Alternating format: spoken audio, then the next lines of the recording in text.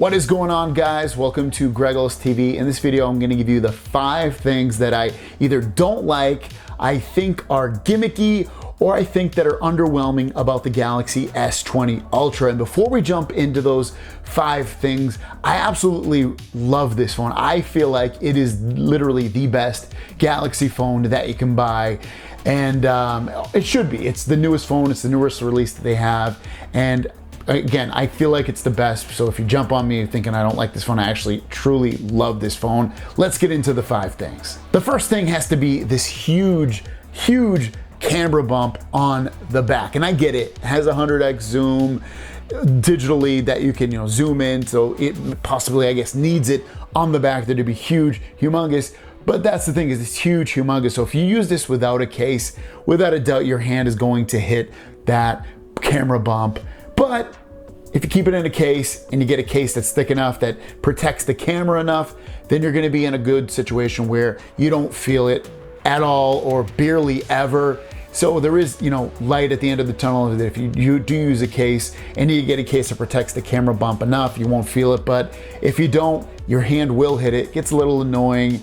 It's a little worrisome as well. Staying on the camera, the next thing is the autofocus. Autofocus is definitely an issue on this phone, and they'll probably fix it with an update, so maybe this will become a moot point.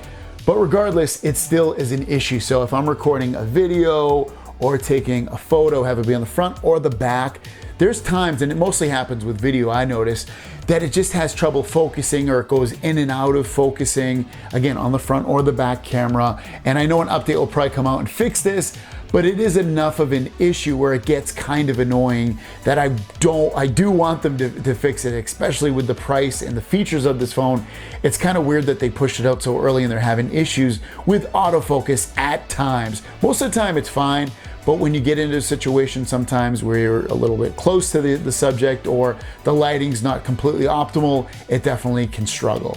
Now, the first thing, remember, we talked about the camera bump, and it does have that 100x super zoom, but it's gimmicky. To me, it's gimmicky. As you can see from these photos that I have up right now, the photos come out, look like an oil painting. Someone painted it. And it's cool that it has it and you can zoom in that far to actually make out what you're looking at, but it's not clear enough to really get something great, especially if you're hand holding this, because I think that's gonna be what people use it for most of the time. They're gonna take in a photo, they're going to, squeeze in, zoom at 100%, and if they're holding it and they're ever so slightly moving it, it's gonna come out even more blurry. Maybe they'll be able to improve this and increase the quality of the photos with a software update, but right now it's still kind of, oily painting, blurry, whatever you wanna call it.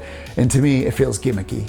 Next up, it's heavy. I mean, this is the heaviest phone that I've ever felt from Samsung. It's not as heavy as an iPhone 11 Pro Max, but it's definitely a heavy phone. It's fairly close to that phone. So if you're expecting a light phone, something like the Galaxy Note 10 Plus, which has basically the same screen size as this, it's a little bit smaller, but basically the same screen size, you're not gonna get that. That phone feels like a feather compared to this. This has some heft, some weight. So you definitely want to get, either one of those pop sockets or a phone loop on the back here to help you carry this. It's also big, in terms of the size of the phone, but they have smaller sizes you can get, but this is just for what I'm talking about, the Ultra version of this phone.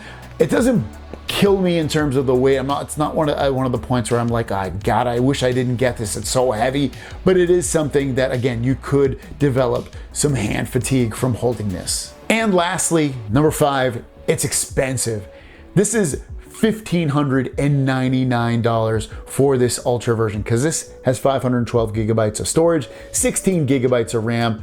Now you could get the 128 gigabyte version when it has 12 gigabytes of RAM. That goes for $13.99, and you can trade in a phone.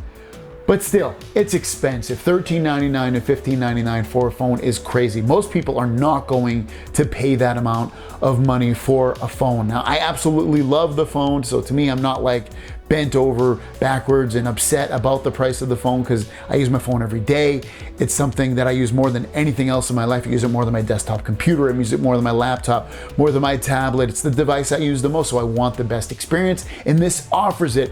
But for the common person or the person that doesn't want to spend that much, I can totally understand that that's a factor, and it is a negative. I feel like being so expensive. So there you guys go. Those are my 5 things that, again, I feel are underwhelming or bad or just gimmicky about this phone. What did I miss? What do you disagree with me on?